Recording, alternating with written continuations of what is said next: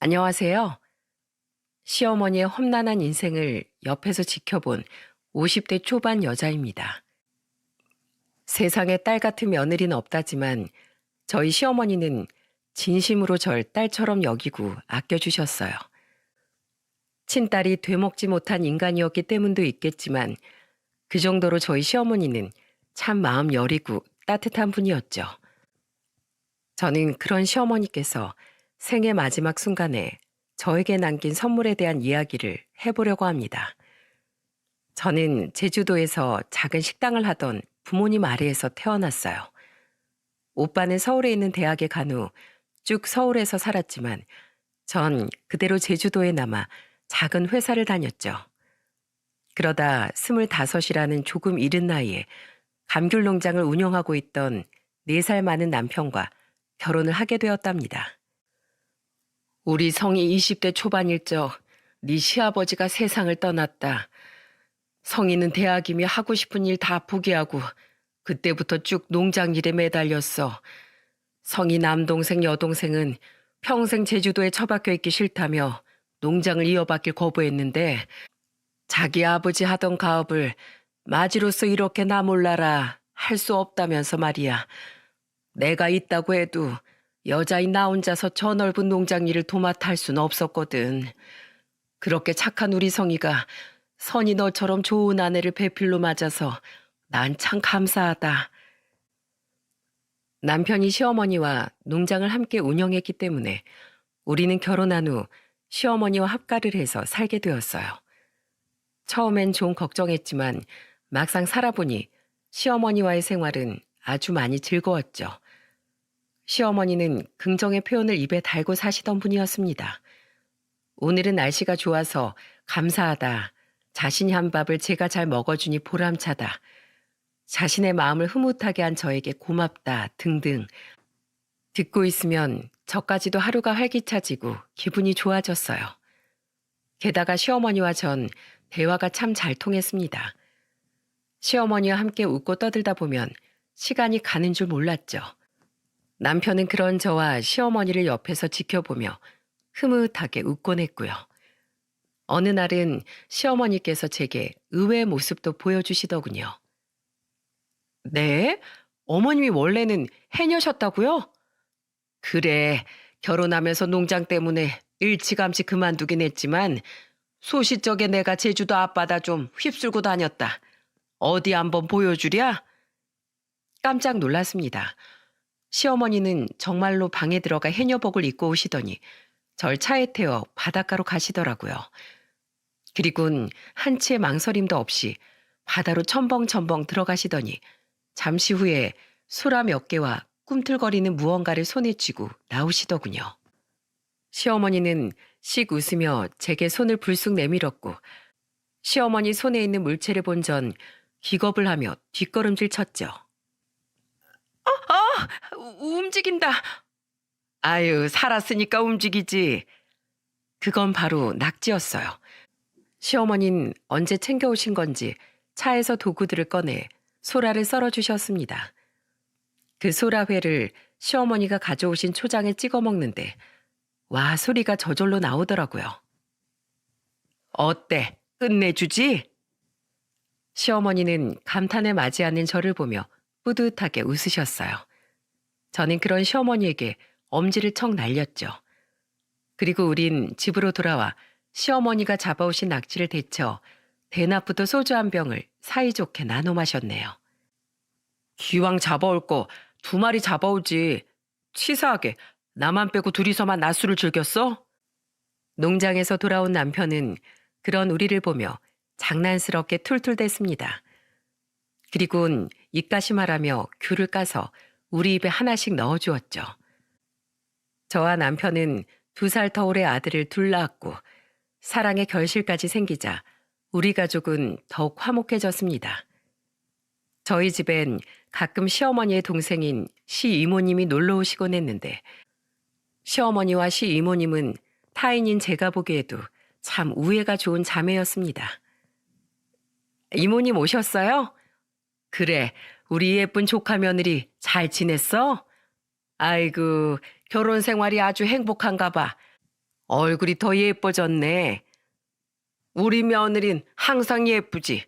두 번 말하면 입만 아파. 어디 밥은 먹었어? 아니 언니. 이따 저녁에 비 온대. 우리 파전이나 부쳐 먹자. 그럼 제가 부쳐올게요 이모님. 됐어. 내가 우리 조카 며느리 부려 먹으려고 왔을까 봐. 내가 전 하나는 기가 막히게 부치거든. 여기 시어머니랑 앉아서 조금만 기다려. 기대한다 동생. 시이모님은 시어머니의 동생답게 참 좋은 분이셨어요. 그 때문에 전 시이모님이 놀러 오시는 일이 하나도 싫지 않았죠. 오히려 똑같이 흐르던 나날 중 특별한 이벤트가 생기는 것 같아 좋기도 했고요. 같은 제주도 도민이라며 저희 부모님께서도 시어머니와 각별한 사돈 사이를 유지하셨습니다. 자주는 아니어도 세 분께선 가끔 만나 식사도 하고 차도 마시며 친분을 쌓으셨어요. 어쩌다 한 번은 저희 부모님께서 저희 집에 놀러 오시기도 했고 시어머니께서도 친정 부모님의 식당에 놀러가 세 분이서 약주를 즐기기도 하셨죠. 하지만 저의 모든 결혼 생활이 마냥 행복하지만은 않았습니다. 그건 바로 각각 서울과 인천에 살고 있던 시동생과 시누이 때문이었어요. 엄마, 저 결혼할 건데 서울에 아파트 좀 사주세요. 아버지 돌아가시면서 나온 보험금도 두둑하고 아버지가 남긴 재산도 꽤 있을 거 아니에요. 제가 결혼한 지 3년 뒤 시동생은 결혼을 하겠다며 저희 집에 찾아와 대뜸 돈을 요구하더라고요. 하지만 서울 아파트가 어디 한두 푼입니까? 시어머니는 그래도 시동생이 서울에서 일을 하고 있으니 서울에 집을 구하긴 해야 하지 않겠냐며 시동생에게 무려 2억이라는 거금을 지원해 주셨습니다. 하지만 시동생은 성에 차지 않았는지 저희 집에 찾아와 시어머니께 입에 거품을 물고 떼를 쓰더군요. 그깟 아파트 하나 못 해줄 거면 자식은 뭐하러 셋이나 낳았어요? 아이고, 우리 집이 부잣집도 아니고 어떻게 기본 5억, 6억이 넘어간 아파트를 턱턱 해주니? 저 정말 기겁하는 줄 알았습니다. 저는 당시 2살이었던 큰아들을 품에 안고 혹시 시동생이 시어머니께 무슨 짓이라도 하진 않을까 걱정되어 지켜보고 있었죠. 그런 시동생을 막은 건 막 농장에서 돌아온 남편이었어요. 너 지금 엄마한테 뭐 하는 짓이야? 넌 2천만 원이라도 모으고 지금 그딴 말 하는 거냐? 받기 싫으면 받지 마. 엄마가 도와주시면 감사합니다 하고 납작 엎드려서 절이라도 할 것이지. 어디 엄마 앞에서 언성을 높여? 당장 안 꺼져? 약한 시어머니 앞에서만 사나운 늑대처럼 으르렁대던 시동생은 형인 남편에겐 찍소리도 못하는 겁쟁이였습니다. 시동생은 남편의 눈치를 보며 집에서 도망을 쳤죠. 결혼 전에도 후에도 시동생은 남편이 일을 나간 틈을 타 자꾸만 찾아와 시어머니에게 돈 요구를 했고 되먹지 못한 망난이었던 건 막내였던 시누이 또한 마찬가지였어요. 엄마, 나 회사 그만뒀어. 나 베이커리 배워서 가게 차리게 돈 좀 대줘. 너 나한테 뭐 돈 맡겨놨니? 왜 이렇게 당당해? 그리고 대비를 해놓고 회사를 그만둬야지. 결혼까지 아내가 이렇게 책임감 없이 굴면 어떡해? 내가 그만두고 싶어서 그만뒀어? 부장이랑 싸웠단 말이야. 그깟 직급 좀 높다고 사람한테 이래라 저래라 시켜대는 꼴이 짜증나서 좀 대들었더니 사람을 잘라버리더라니까. 아이 엄마 좀 도와달라고. 나 시댁이랑 남서방한테 욕 바가지로 먹는 꼴을 엄마가 돼서 그냥 보고만 있으려고? 마음 여린 시어머니는 매번 난색을 표하면서도 차마 자식들 일이라 모른 척을 못 하시더군요. 그렇게 시어머니는 남편 몰래 몇 번 두 사람에게 돈을 해주셨고 보다 못한 남편은 결국 시어머니의 통장을 뺏기까지 했어요. 남편에겐 아무 말 못했던 시동생과 시누이는 그때서야 시어머니의 돈을 더 이상 갈취할 수 없었죠. 나머지 두 자식이 그렇다 보니 시어머니는 더더욱 남편과 저에게만 의지를 하셨습니다. 너희는 내가 사는 유일한 낙이다. 그래도 우리 장남하고 큰며느리가 있으니 난 참 복받은 사람이야. 시동생과 시누이 때문에 소가를 하면서도 시어머니는 끝까지 긍정을 잃지 않으시더군요. 저는 그런 시어머니에게 어떻게든 힘이 되어드리고자 더더욱 시어머니에게 최선을 다해 잘해드렸죠. 하지만 세월의 풍파는 더더욱 시어머니를 괴롭혔습니다. 제가 결혼한 지 8년 뒤 시어머니는 그만 대장암에 걸리시고 말았어요. 다행히 손을 쓸 수 없는 말기에 발견된 건 아니었지만 극초기도 아니었던지라 시어머니는 수술을 받은 후에도 항암 치료를 병행하며 오래도록 암 투병을 하셔야 했죠. 투병 생활 동안 몸이 극도로 약해진 시어머니는 잔병 치레까지 많아지시더군요. 시어머니는 계속해서 입원과 퇴원을 반복하셔야 했고 전 일하느라 아이들에게 계속해서 붙어 있을 수 없던 남편 대신 친정 부모님께 자주 애들을 맡기곤 그런 시어머니의 곁을 지켰습니다. 그래도 시어머니는 참 강한 분이셨어요. 시어머니는 몇 번의 고비를 넘기면서도 결국 암을 이겨내셨고 몇 년의 세월이 흐른 뒤엔 드디어 암 완치 판정까지 받으실 수 있었습니다. 병원에서 완치 판정을 받던 날 저와 시어머니는 서로를 끌어안고 엉엉 울었죠. 어머니, 그동안 정말 고생 많으셨어요. 정말 대단하세요. 전 어머님이 자랑스럽고 존경스러워요. 아니다, 어머마. 이건 모두 어멈니 덕분이야. 네가 아니었으면 내가 어떻게 그 고된 시간을 버텨낼 수 있었겠니. 고맙다. 정말 고마워. 함께 병원에 왔던 남편은 그런 우리를 보고 옆에서 손등으로 연신 눈물을 쓸어내더군요. 그 어떤 걱정거리도 그때만큼은 우리 안에 존재하지 않았어요. 날씨는 화창했고 비록 눈물 범벅이긴 했지만 우리의 얼굴엔 그 어느 때보다 환한 미소가 가득했죠. 그날 우리는 충만해진 가족애를 가슴에 품고 앞으로의 희망찬 미래를 꿈꿨습니다. 하지만 시어머니의 건강이 겨우 나아졌나 싶었더니 두 번째 불행은 다름 아닌 저희 남편에게 찾아오더군요. 췌장암이요? 시어머니께서 암에 걸린 지 12년 만에 남편은 그만 췌장암 말기 판정을 받고 말았습니다. 남편의 나이 고작 40대 후반이에요. 수술조차 불가능했던 남편은 마지막쯤엔 고통 때문에 제대로 누워있기도 힘들어했고 식사량 또한 극심하게 줄었어요. 복수가 차고 침대 시트가 젖어 자주 갈아줘야 할 정도로 많은 식은땀을 흘렸고 차츰 정신이 혼미해지고 잠에만 빠져있는 시간이 늘어갔죠. 그렇게 투병을 한 지 5개월이 되었던 어느 날 남편은 시어머니의 손을 잡고 희미한 목소리로 말하더군요. 엄마, 저 살고 싶어요. 아직 해야 할 일이 너무 많아요. 그래, 끝까지 살아서 뭐든 하면 되지. 무슨 걱정이니? 이 엄마만 믿거라. 걱정하지 마. 내가 염라대왕 멱살을 잡고 흔들어서라도 우리 큰아들 꼭 지켜줄 테니까. 남편은 시어머니의 말에 옅은 미소를 띠고 다시 잠에 빠져들었습니다. 그리고 남편은 그대로 결국 영영 눈을 뜨지 못했죠. 안 된다, 성이야. 제발 다시 숨 좀 쉬어. 선생님, 얘가 저번에도 이러다가 한 번 돌아왔었어요. 이번에도 꼭 다시 돌아올 겁니다. 제발 우리 아들 포기하지 말아주세요. 어머니, 이 사람 숨 안 쉰 지 벌써 10분이 지났어요. 이제 우리 이 사람 그만 보내줘요. 이 사람도 많이 힘들었을 거예요. 저는 의사의 옷깃을 붙잡고 애원하며 울부짖던 시어머니를 말리며 흐느꼈습니다. 남편을 잃은 슬픔과 시어머니의 처절한 모습에 가슴이 찢어질 것 같았죠. 학교에 있던 두 아들은 뒤늦게 병원으로 달려왔지만 끝내 남편의 마지막을 지켜보지 못했어요. 그렇게 우리 가족은 누구보다 듬직하던 큰아들과 남편, 그리고 아버지를 잃게 되었습니다. 시어머니는 장례를 치르는 내내 몇 번이나 실신을 하며 응급실 신세를 지셨어요.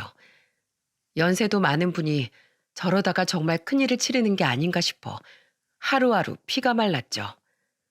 시 이모님은 그런 시어머니의 곁을 지키며 매일같이 흐느끼시더군요.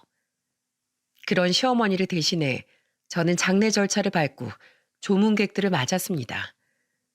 장례를 치르는 내내 제 곁에 있어 주셨던 친정 부모님과 오빠 그리고 새언니는 그런 우리의 모습을 보며 차마 눈물을 숨기지 못하시더군요. 반면 자기 형제의 장례식인데도 불구하고 시동생과 시누이는 장례식 마지막 날이 되어서야 모습을 드러냈습니다. 심지어 동서와 심해부는 잠깐 조문을 마치고 식사를 하자마자 먼저 비행기를 타고 돌아가 버리더군요. 그리고 웬일로 발인이 끝날 때까지 남아있던 시동생과 시누이는 집에 돌아오자마자 대뜸 본론을 꺼내더라고요. 엄마, 농장 어쩌실 거예요? 엄마, 설마 세연이랑 같이 여자 둘이서 계속 저 농장 꾸려갈 건 아니지? 팔 거지? 그럼 그 돈 우리 줘. 뭐야? 너희들 지금 큰애 간지 며칠이나 지났다고 또다시 돈 타령이야? 너희들이 인간이니? 그러고도 사람이야? 아, 간 사람은 간 사람이고 산 사람은 살아야 할 거 아니에요. 엄마, 어차피 그 농장 팔 거잖아요. 그 돈 다 가지고 있다가 노자 돈으로 쓸 거예요? 어차피 쓸 데도 없는 돈 왜 쥐고 있으려고 그래요? 그렇습니다. 짐승 같은 두 연놈은 방해꾼이었던 남편이 사라지자마자 시어머니에게 또다시 돈을 뜯어내기 위해 왔던 거였어요. 정말 치가 떨리다 못해 분해서 눈물이 다 나더군요. 서방님, 아가씨, 정말 사람들이 해도 해도 너무한 거 아니에요? 어쩜 사람들이 돈벌레처럼 돈밖에 몰라요? 어머님 장례식 내내 계속 쓰러지셨던 거 모르세요? 어머님 이러다 또 쓰러지시면 어쩌시려고 장례식 끝나자마자 어머님을 이렇게 괴롭혀요? 아이, 형수가 무슨 상관이에요? 형도 세상 떠난 마당에 생판 남인 형수는 좀 빠져요. 설마 새언니도 농장에 눈독 들이고 있는 건 아니죠? 꿈도 꾸지 마세요. 어차피 농장은 우리 엄마 명의로 돼 있거든요. 시누이는 제 어깨까지 밀쳐대며 패악을 부렸습니다. 어른들 일이라 차마 끼지 못하고 옆에서 지켜보고 있던 저희 아들들은 그 모습을 더는 참지 못하겠는지 시동생과 시누이를 억지로 밀어서 쫓아내더군요. 시동생과 시누이는 어른도 몰라보는 쌍놈들이라고 제 아들들에게 악을 써댔지만 제 큰아들은 한마디를 던지곤 현관문을 쾅 닫아버렸죠. 쌍놈 조카가 쌍놈이지 그럼 양반이겠어요? 그리곤 두 아들은 펑펑 울고 있는 시어머니와 화가 나서 씩씩대는 저를 안고는 달래주었습니다. 남편을 닮아 어느덧 듬직하게 자란 두 아들 덕에 그날은 무사히 지나갈 수 있었죠. 하지만 두 사람은 근처에 숙소라도 잡은 건지 하루가 멀다 하고 저희 집을 찾아오더군요. 그것도 예전에 남편이 없을 때만 틈타서 왔던 것처럼 두 아들이 학교에 간 시간만 골라서 말입니다. 어차피 여자 둘이선 힘들어서 그 넓은 농장일 하지도 못한다. 그냥 농장 판 돈 그 두 놈들에게 다 줘버리고 그 놈들이랑 인연 끊으련다. 큰아들을 잃은 슬픔에 몸에 남은 기력이 없던 시어머니는 결국 농장을 판 돈 중 일부를 저에게 주시곤 나머진 전부 시동생과 시누이에게 줘버리셨어요. 시어머니에게 돈을 뜯고도 두 사람은 만족하지 못했는지 제게 준 돈까지 내놓으라며 성하였지만 시어머니는 악에 바친 목소리로 소리를 지르며 두 연놈을 쫓아버렸죠. 큰애가 피땀 흘려서 일군 농장값에 그의 처몫이 없다는 게 말이 되니? 이건 법적으로도 며느리랑 손주들 몫이니까 법정 싸움까지 가고 싶지 않으면 더는 넘보지 마. 그리고 다신 찾아오지 마라 이것들아. 그게 내 마지막 전 재산이야. 나랑 큰애 암투병하며 집에 모아뒀던 돈도 전부 다 써버려서 너희들한테 줄 돈도 더는 없어. 이 버러지 같은 것들아. 시어머니가 벗같이 들먹이자 그제야 두 사람은 투덜대며 가버리더군요. 그리고 정말로 시어머니에게 빼먹을 것이 이젠 없다고 생각했는지 두 사람은 더는 시어머니를 찾아오지 않았죠. 아주 인간으로서의 도리를 코딱지만큼도 모르는 시어머니 말대로 버러지 같은 인간들이었습니다. 이후 전 시어머니의 곁을 떠나지 않고 그 집에 그대로 남기로 결정했어요. 시어머니께서 암투병을 할 때도 몇 번 얼굴을 디밀지도 않던 시동생과 시누이가 뜯어먹을 돈도 더는 없는 마당에 시어머니를 모실 거라곤 전혀 생각지 않았고, 그렇다고 심적으로 많이 약해지신 시어머니를 차마 홀로 남게 둘 수는 없었거든요. 시 이모님이 가끔 찾아오시긴 했지만 이모님 또한 가정이 있으셨으니까요. 시어머니와 제법 돈도 가셨던 저희 부모님도 그런 저의 결정을 응원하고 지지해 주셨죠. 그런 제 마음을 모르셨던 시어머니는 남편을 보낸 지 얼마 되지 않아 절 붙잡고는 아이처럼 애원을 하시더군요. 어머마, 너도 날 떠날 거니? 네? 그게 갑자기 무슨 말씀이세요, 어머님? 제발 날 떠나지 말거라. 성희도 곁에 없는데 내가 너까지 없으면 혼자서 어떻게 사니? 내가 이렇게 비마. 난 더 이상 혼자 살아갈 자신이 없다.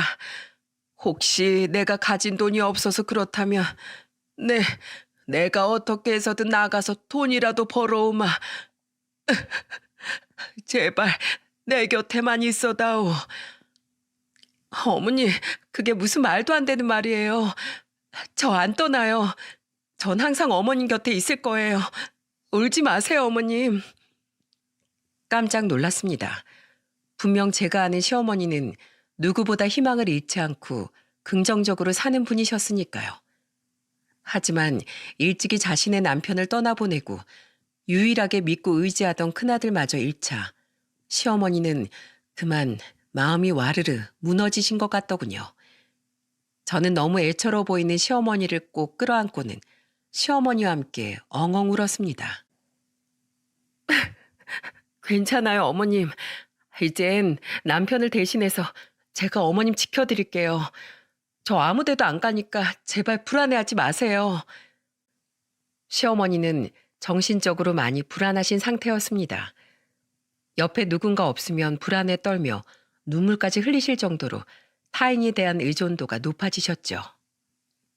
게다가 마음이 약해지자 시어머니는 날이 갈수록 건강을 잃어가셨어요. 그러다 보니 시어머니의 노화는 점점 빨라졌고 자꾸만 악몽을 꾸시는지 잠조차 제대로 주무시지 못해 불안 증세 또한 악화되어만 갔습니다.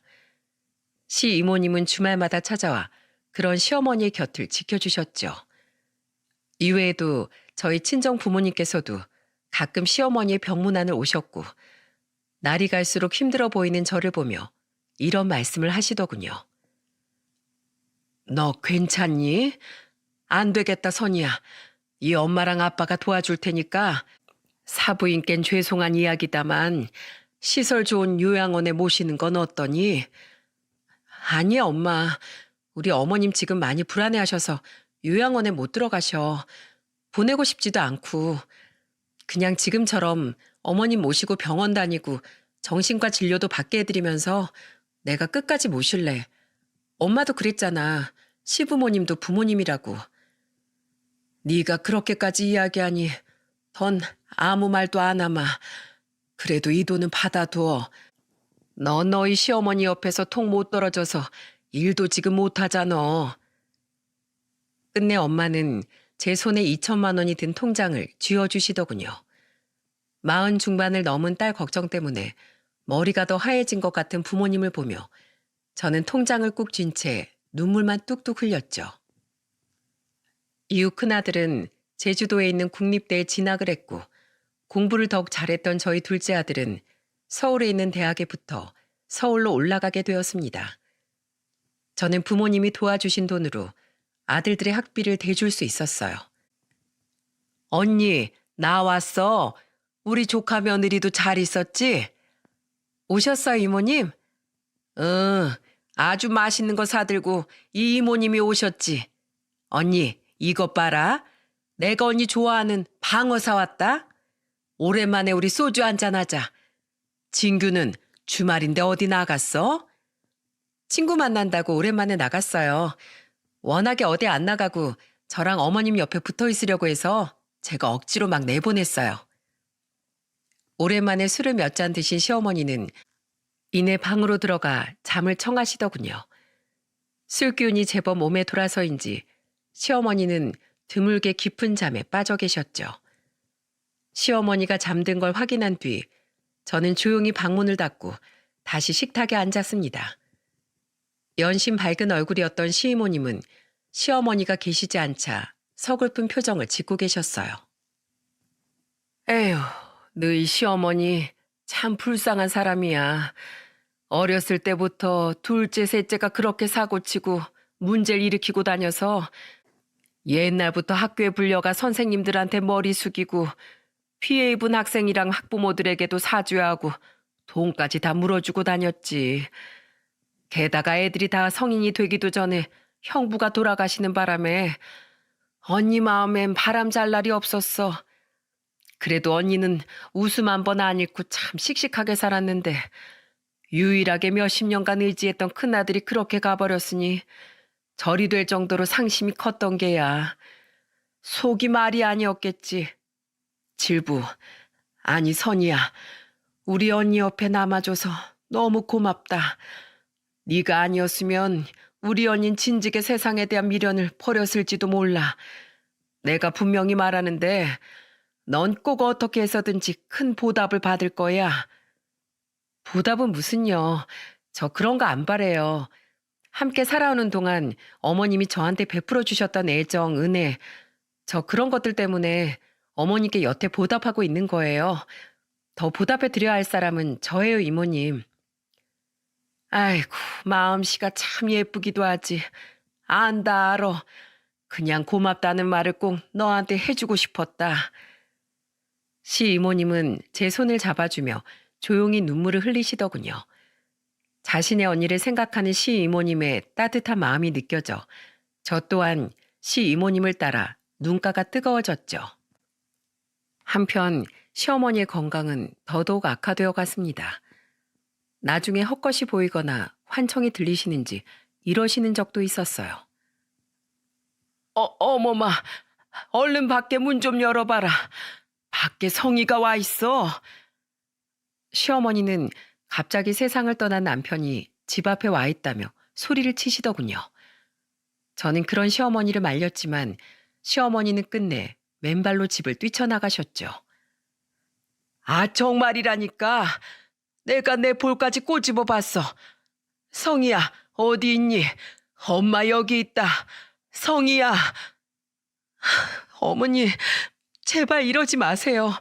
여기 누가 있다고 그래요. 얼른 집으로 들어가세요. 여기 신발부터 신으시고요. 어머님 이러다가 발 다치세요. 저는 엉엉 울며 시어머니의 발에 신발을 신겨드렸습니다.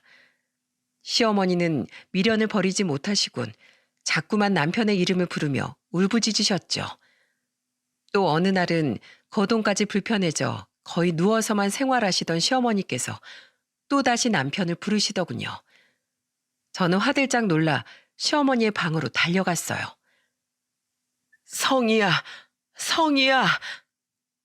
시어머니는 누워서 천장으로 한쪽 팔을 뻗고는 자꾸만 손짓을 하셨습니다. 저는 가만히 천장을 향해 있던 시어머니의 손을 잡아드렸어요. 그제야 시어머니는 초점 없는 눈으로 이렇게 말씀하셨죠. 거기 있었니? 성희야, 오늘 농장에 가보니 귤들이 제법 탐스럽게 익었더구나. 조금 있으면 수확도 할 수 있겠어. 감귤 향이 어찌나 향기롭게 나는지 네 태몽을 꽂을 때가 생각나더라. 주렁주렁 열린 감귤을 몇 개나 까서 입에 호로록 넣었는데 귤이 얼마나 새콤달콤하던지 이번 농사는 대박을 치려나 하는 생각을 하며 잠에서 깼지. 그래서 나랑 너희 아버진 첫에는 딸이 와주려나 싶어서 애기 옷이며 침대며 죄다 분홍색으로 꾸며놨었다. 그런데 막상 네가 태어나 보니 글쎄 아들이어서 얼마나 웃었는지 몰라. 그래서 미리 지어놓은 이 이름도 선이었는데 급하게 성이라는 이름으로 비슷하게 바꿨던 거야. 아, 그런데 네가 나중에 데려온 우리 며느리 이름이 선이어서 내 속으로 얼마나 놀랐나 모른다. 사람 인연이라는 게 참 신기해. 그렇지? 시어머니는 눈앞에 정말 남편이 있는 듯 희미하게 미소까지 지어 보이시더군요. 아마 시어머니는 살아생전의 남편을 환상 속에서 만나고 계신 듯 했습니다. 그리고 며칠 뒤 남편이 세상을 떠난 지 5년 만에 시어머니는 잠든 듯 조용히 세상을 떠나셨습니다. 마지막으로 제게 이런 말씀을 남기신 후에 말이죠. 어머마, 이 긴 생에서 내 며느리이자 딸이 되어줘서 정말 고맙구나. 그동안 병든 날 돌보느라 정말 고생 많았다. 난 이만 우리 남편하고 성희를 보러 떠날 때가 된 것 같아. 너 혼자 남겨둬서 미안하다. 우리 착한 진규, 민규 앞으로도 잘 키워서 너 또한 며느리도 보고 손주들도 본 뒤에 우린 그렇게 아주 나중에 만나자꾸나. 내가 가도 너무 많이 울지 말거라. 사랑한다, 우리 딸. 급히 이송된 병원에서 하루를 채 버티지 못하고 영원히 눈을 감으신 시어머니 얼굴은 그 어느 때보다도 평온해 보였습니다. 저는 그런 시어머니를 끌어안고 오열을 했죠. 옆에서 지켜보던 큰아들과 할머니가 위독하다는 소식을 듣고 급히 내려왔던 둘째 아들은 그런 저를 끌어안고 눈물을 흘렸습니다. 그리고 함께 시어머니의 임종을 지켜본 시이모님 또한 시어머니의 손을 잡고 마지막 인사를 하셨죠. 그동안 고생 많았어, 언니. 이제 하늘에선 더는 아프지 마. 거기서 그토록 그리워하던 성이랑 형부 만나서 여태 힘들었던 만큼 딱 그만큼 더 행복해져. 잘 가, 언니. 우리 나중에 만나. 그 와중에 더욱 분통이 터지고 화가 났던 건 시동생과 시누이는 시어머니 임종 때까지도 결국 병원에 오지 않았다는 거예요. 제가 분명 수십 통의 부재중 전화와 문자까지 남겼었는데 말입니다. 그러더니 그 두 사람은 시어머니의 빈소를 차리고서도 몇 시간이 지난 후에야 장례식장의 모습을 드러내더군요. 그런데 그 두 사람이 가족들을 데리고 장례식장에 나타난 이유가 뭐였는지 아십니까? 아이고, 사장님 오셨어요? 멀리까지 와주셔서 감사합니다. 창근아, 너도 와줬구나. 고등학교 졸업하고 처음인가? 와줘서 고맙다. 이리 와. 오랜만에 술 한잔 해야지. 진이야, 나야 기정이. 우리 엄마 부고 문자 받았지? 동창 애들이랑 다 같이 온다고? 알았어, 이따 봐. 두 사람은 다름 아닌 자신들 앞으로 들어올 부의금을 챙기기 위해 내려왔더군요. 가증스럽게도 조문객들 앞에서 가끔씩 억지 눈물까지 짜내면서 두 사람은 사돈의 팔촌까지 죄다 불러낼 기세였어요. 거기다 어쩜 저렇게 똑같은 것들만 만났는지 동서와 심해부는 오기 싫었던 티를 팍팍 내며 연신 하프만 쩍쩍 해대다가 밥 먹고 술만 퍼먹길 반복했죠.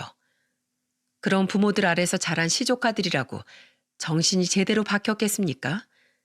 시조카들은 자기 부모들을 졸라 며칠간 펜션을 잡고 논다며 첫날부터 아예 가버리더군요. 10대인 애들을 보호자도 없이 펜션에 보내버리는 부모나 할머니 혹은 외할머니 장례식을 신경도 쓰지 않고 놀궁리만 하는 자식들이나 정말 진절머리가 나게 싫더라고요. 이번에도 역시 3일 내내 장례식장에 와 계시던 저희 부모님은 그들을 보며 혀를 끌끌 차셨고 시 이모님은 괜히 자신이 부끄러우셨는지 얼굴을 붉히셨어요. 그리고 저희 아들들은 자신들의 작은 아버지와 고모가 꼴도 보기 싫었는지 아예 그들 쪽으론 시선조차 두지 않았죠. 발인까지 다 끝나고 난 뒤 자신들을 지켜보는 이목이 사라지자마자 동서와 심해부는 조카들이 있는 펜션으로 인사도 없이 가버리더군요. 남은 우리는 시이모님의 부름 때문에 조용한 카페로 들어갔습니다. 그곳에서 시 이모님은 시어머니가 생전에 미리 일러두신 재산 문제에 대해 말씀해 주셨어요. 너희들 엄마가 가지고 있던 나머지 재산들은 자식 둘에게 똑같이 나눠 준다고 했다. 그리고 며느린 선이 너에겐 지금 살고 있던 집을 남겼어. 자, 여기 관련 서류들이다. 이야, 노인네 이거 돈 없다더니 돈을 쬐금은 더 가지고 있었네. 알았으면 진지게 좀 뜯으러 올걸. 근데 새언니는 불쌍해서 어떡한데요? 그 낡아 빠진 집 팔아봐야 얼마나 한다고. 역시 아무리 옆에서 병수발을 들어줘봤자 며느리 며느리고 자식은 자식이지. 기대하지도 않던 꽁돈이 생겼다고 여겼는지 시동생과 시누이는 굉장히 기분이 좋아 보였습니다. 그들은 집을 제외하곤 시어머니께 한 푼도 물려받지 못한 저를 보며 비웃고 놀려대더군요. 아들들은 제 옆에서 주먹을 꽉 쥐었지만 전 테이블 아래로 아들들의 손을 가만히 잡으며 말렸죠. 그리곤 그들을 향해 이렇게 말했습니다. 진짜 불쌍한 인간이 누구인지도 모르고 떠드는 꼴하고는. 서방님 아가씨, 아니 너희들은 그런 정중한 호칭 따위도 아깝다. 아까워. 야, 이 한심한 것들아. 진짜 불쌍한 인간들은 너희들이야. 세상에서 가장 중요한 게 뭔지도 모르고 그저 돈돈거리면서 돈의 노예로 사는 바로 너희들 말이야. 너희들이 지금 그렇게 잘 먹고 잘 살 수 있게 된 거? 다 너희들 엄마 덕분이야. 돈? 그래, 어머님이 그동안 너희들한테 돈도 해주셨으니까 너희들이 지금 그렇게 발 뻗고 살 수 있겠지. 근데 너희들 학창시절에 사고치고 다니고 경찰서까지 들락거리던 거 다른 사람들한테 연신 머리 숙이고 너희들 대신 사과해 가며 뒷수습하고 너희를 구해주는 일들, 그거 아무 대가 없이 오직 너희들을 위한 마음 하나로 할 수 있는 사람이 이젠 누가 있을까? 너희 둘 잘난 자식들? 아니, 이번에 꼬라지를 보니까 너희 자식들은 너희가 죽으면 딱 너희들만큼 돈만 챙기고 하하호호 할 거야. 분명히. 보고 배운 게 다 그런 거니까. 유일하게 너희들을 아무 조건 없이 아끼고 사랑해줄 엄마를 쓸모없다면서 버려버린 너희들은 언젠가 꼭 천벌받을 거다. 나중에 꼭 너희들이 잘못을 깨달았으면 좋겠어. 아무리 가슴을 치면서 후회한다 한들 때는 이미 늦었다는 걸 깨달으면서 너희들이 죽도록 아파할 날이 꼭 왔으면 좋겠다. 이 불쌍하고 한심하게 그지없는 것들아. 뭐래? 새언니, 지금 우리 엄마한테 한 푼도 못 받았다고 열등감 폭발하는 거죠? 네, 알겠어요, 형수님. 천벌받을 우리들은 엄마가 남겨준 돈 가지고 누릴 거 다 누리면서 살다가 돈 떨어지면 그때 후회할지 말지 생각해 볼게요. 그전엔 돈 쓰느라 신나서 후회든 뭐든 생각할 여유가 있을지나 모르겠네. 아무튼 우린 이제 영원히 남남이니까 앞으로 서로 얼굴 볼 일 없게 합시다. 야, 가자. 이모, 우리 가요? 아휴, 저런 것들 낳느라 몸이 상한 우리 언니 인생이 불쌍하다, 불쌍해. 그놈들은 끝까지 비열하고 한심한 족속들이었습니다. 시 이모님은 나가는 그들의 뒷모습을 보며 한숨을 쉬셨죠. 그리곤 제 눈치를 살피며 말씀하셨어요. 괜찮니? 너희 시어머니가 너한테 재산을 안 남겨서 서운하진 않어? 서운하긴요. 저런 인간들이라도 어머님은 어쩔 수 없이 자식이라고 생각하셨던 거겠죠. 전 남편하고 어머님과 살고 있던 그 집이면 넘치고 충분해요. 사실 법적으로 따지고 들면 분명 그들에게 제 아들들의 몫을 더 빼앗아 올 수도 있었겠지만 저는 그러지 않기로 했습니다. 마지막까지 망나니 같은 자식들을 걱정해 유산을 남기셨을 시어머니의 마음을 존중해드리고 싶었으니까요.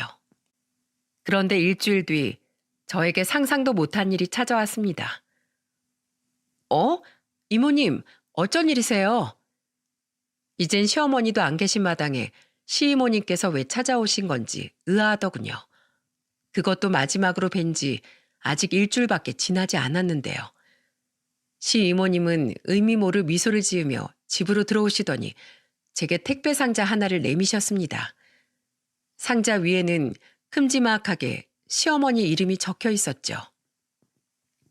이게 뭐예요, 이모님? 너희 시어머니가 나한테 맡겼던 거야. 자기 세상 떠난 뒤에 너한테 전해주라고. 저는 아리송한 마음으로 그 상자를 열어보았습니다.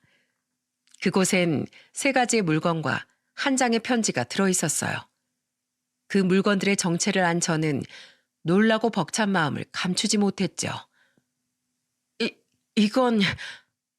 첫 번째 물건은 시어머니께서 항상 품에 품고 다니던 손수건이었습니다. 그리고 2번째 물건은 바로 시어머니의 해녀복이었어요. 마지막으로 편지 옆에 가지런히 놓여있던 물건은 웬 주소 하나가 적힌 쪽지였죠. 먼저 편지를 읽어본 전 사무치는 마음에 그만 눈물을 터뜨리고 말았습니다. 사랑하는 내 며느리, 어머마, 네가 이 편지를 읽을 쯤엔 난 아마 세상에 없겠구나. 나는 요즘 내 삶이 얼마 남지 않았다는 걸 여실히 느끼고 있다.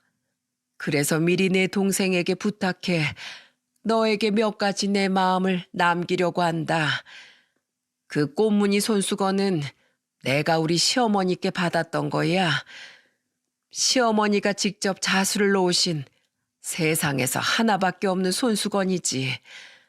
내가 평생 아끼고 간직했던 물건이니 너 또한 언젠가 진규나 민규가 장가를 가게 된다면 언젠가 네 며느리에게 이 손수건을 전해주었으면 좋겠구나. 그리고 해녀복은 언젠가 한번 내가 입은 모습을 본 적이 있지. 내가 해녀로 살던 짧은 시절은 내 인생에서 가장 반짝거리고 싱그러웠던 내 젊음 그 자체였단다. 너에게 이 해녀복을 남기며 난 이렇게라도 더는 아무도 기억하지 못할 내 청춘의 기록 하나를 세상에 남겨두고 싶었다. 마지막으로 쪽지에 적힌 주소에 대해선 너희 시이모에게 물어보렴. 그곳에 너에 대한 내 고마움과 진심을 남긴다. 마음 같아선 내가 가진 모든 걸 너에게 주어도 아깝지 않았지만 그럼 내 자식놈들이 내 사후에도 분명 널 괴롭혀 댈 테니 어쩔 수가 없었단다. 너와 함께했던 25년의 시간들 난 무척이고 감사하고 행복했어. 넌 성희가 내게 안겨준 내 인생 최고의 선물이었다. 이 편지를 쓰는 순간에도 눈물이 계속해서 눈앞을 가릴 만큼 떠올리기만 해도 고맙고 미안한 내 며느리 선이야. 네가 언제까지고 행복하길 내 하늘에서 빌고 또 빌어주마. 사랑한다. 오래전 바닷가에서 소라와 낙지를 들어올리곤 제게 환하게 웃어 보이던 시어머니의 모습이 눈앞에 아른거렸습니다. 금방이라도 시어머니가 저 문을 열고 들어와 제게 장난기 가득한 웃음을 지어 보이실 것 같았죠. 저는 해녀복을 가슴에 끌어안고 한참을 아주 서럽게 울었습니다. 시어머니가 너무 보고 싶었습니다. 2 아들은 제 등을 감싸고 그런 저를 달래주더군요. 겨우 진정이 된 제게 시이모님은 쪽지에 적힌 주소에 대해 말씀해 주셨어요. 그리고 시이모님의 입에서 나온 이야기는 저에게 굉장한 놀라움을 안겨주었죠. 성희가 세상을 떠난 지 얼마 안 됐을 때 너희 시어머니가 나에게 내 이름으로 땅 하나를 사달라고 부탁하며 돈을 주더구나. 그리고 그 땅을 꼭 자신이 세상을 떠나고 네가 네 시동생과 시누이가 인연이 끊긴 뒤에 네 명의로 돌려달라고 신신당부를 했어. 절대로 자기가 너에게 땅을 남긴 사실을 그 애들이 알아서는 안 된다고 말이야. 너희 시어머니는 알고 있었던 게야. 자신이 세상을 떠나고 나면 분명 자기가 남길 재산을 샅샅이 열람해볼 네 시동생과 시누이가 너에게 남겨질 재산까지 어떻게 해서든 다 빼앗아 가려고 널 괴롭힐 거라는 걸 말이야. 네 시어머니는 항상 네 걱정뿐이었어. 그 주소지의 땅은 며느리 널 위해 수도 없이 고민했던 네 시어머니의 애정 그 자체인 곳이란다. 얼마 전에 알아보니 네 시어머니가 시켜서 그 땅을 샀을 때보다 땅값이 꽤나 올랐더구나. 네 시동생과 시누이에게 너희 시어머니가 남긴 재산은 비교도 안 될 만큼 말이야. 조만간 내가 네 앞으로 명의를 돌려놓을 수 있도록 처리해 놓을 테니까 그 땅을 팔든 거기에 건물을 짓든 너 편할 대로 쓰렴. 마지막 순간까지 시어머니는 자식들이 아닌 저를 위해 자식들에게 재산을 나눠주고 시이모님께 이런 부탁까지 하셨던 겁니다. 시어머니의 깊은 사랑에 전 할 말을 잃고 눈물만 흘렸습니다. 시이모님은 그런 저를 꼭 안고는 이렇게 말씀해 주셨죠. 이젠 우리도 이토록 자주 볼 일은 없겠구나. 선이야, 그동안 고생했던 만큼 앞으로는 더 행복해져야 한다. 하늘에 있는 언니처럼 나도 항상 네 행복을 빌어줄게. 그동안 내 언니를 위해 애써줘서 진심으로 고마웠다. 아니에요, 이모님. 제가 오히려 더 감사했습니다. 그렇게 2년이 흘렀습니다. 저는 남편과 시어머니와 함께 살던 그 집에서 여전히 큰아들과 함께 살고 있어요. 큰아들은 지금 대학교 마지막 학기를 다니고 있고 둘째 아들 또한 서울에서 열심히 대학 생활 중이죠. 이모님, 어서 오세요. 일찍 오셨네요. 그리고 저는 시어머니께서 남기신 땅에 2층짜리 건물을 하나 지었어요. 바리스타 자격증을 딴 뒤 1층에 제 카페 하나를 차려 생계를 꾸려 나가고 있죠. 그리고 2층엔 말이죠. 올 때마다 느끼지만 참 카페를 너처럼 꾸며놨구나. 분위기도 아늑하고 따뜻한 게 아주 마음이 몽글몽글해져. 근데 괜히 장사도 끝난 시간에 내가 너희 부모님을 귀찮게 하는 건 아니니? 아니에요. 저희 부모님이 먼저 초대하신 건데요, 뭐. 카페 문 잠그고 얼른 같이 올라가요, 이모님.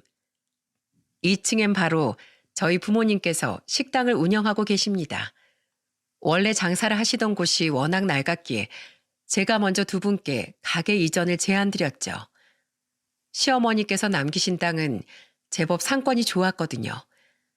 이전에도 종종 시어머니 병문안을 왔던 저희 부모님은 시이모님과 몇 번 마주치며 친해지셨는데 시어머니가 돌아가신 지금까지도 세 분은 여전히 가끔 만남을 가지고 계십니다.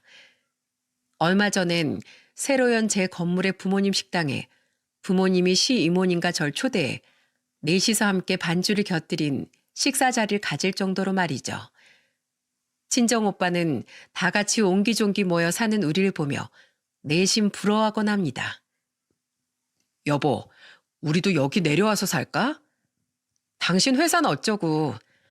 난 우리 부모님 식당에 취직하고 당신은 선이 얘 카페에서 아르바이트 하자. 어차피 우리 애들도 다 커서 저들끼리 알아서 살 수 있잖아. 새언니는 장사가 쉬워 보이냐며 오빠의 등짝을 때렸고 저와 친정 부모님은 그 모습을 킥킬대며 바라보았어요. 저는 지금 이렇듯 시어머니를 먼저 떠나보낸 슬픔을 가슴에 묻으며 남은 삶을 이어가고 있습니다. 매일 출근을 할 때마다 이 땅에 담긴 시어머니의 사랑을 되새기면서 말이죠. 다만 이거 하나만은 굳게 믿고 있습니다. 가진 것에 만족하는 법이 없던 두 사람은 가진 돈이 떨어지면 또다시 남의 것을 탐하며 평생 마음이 굶주린 삶을 이어나갈 수밖에 없다는 것을 말이죠. 그리고 마지막에 다다라선 그들이 분명 깨닫길 바랍니다. 그들이 그동안 지독한 결핍을 느끼지 못하고 살아갈 수 있었던 건 다름 아닌 자신들의 엄마인 시어머니의 조건 없는 사랑 덕분이었다는 것을요. 물론 뒤늦게 후회해봤자 더 이상 그들이 기댈 수 있는 시어머니는 이 세상에 존재하지 않겠지만 말입니다. 저는 이 글이 하늘에 계신 저희 시어머니께 가닿길 바라는 마음으로 사연을 보내게 되었습니다. 마지막까지 제 걱정을 하며 세상을 떠나셨던 시어머니께 이렇게 말씀드리고 싶었거든요.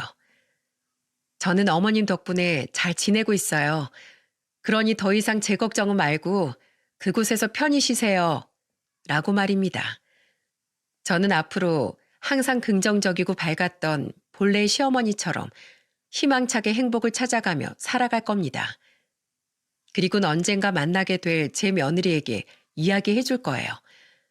나도 너처럼 며느리일 때가 있었고, 난 참으로 훌륭하고 감사한 시어머니를 만났었다고 말이죠. 그리고 저 또한 시어머니처럼 좋은 시어머니가 될 수 있도록 항상 노력해 나갈 생각이에요. 그렇게 나중에 하늘에서 만날 시어머니에게 당당히 자랑할 수 있는 추억을 쌓을 때까지 전 오늘도 내일도 추억의 힘으로 힘차게 살아가려고 합니다. 그리고 제 사연을 들어주신 모든 분들도 항상 희망을 잃지 않고 씩씩하게 매일을 살아가시길 바라고 응원할게요. 감사합니다.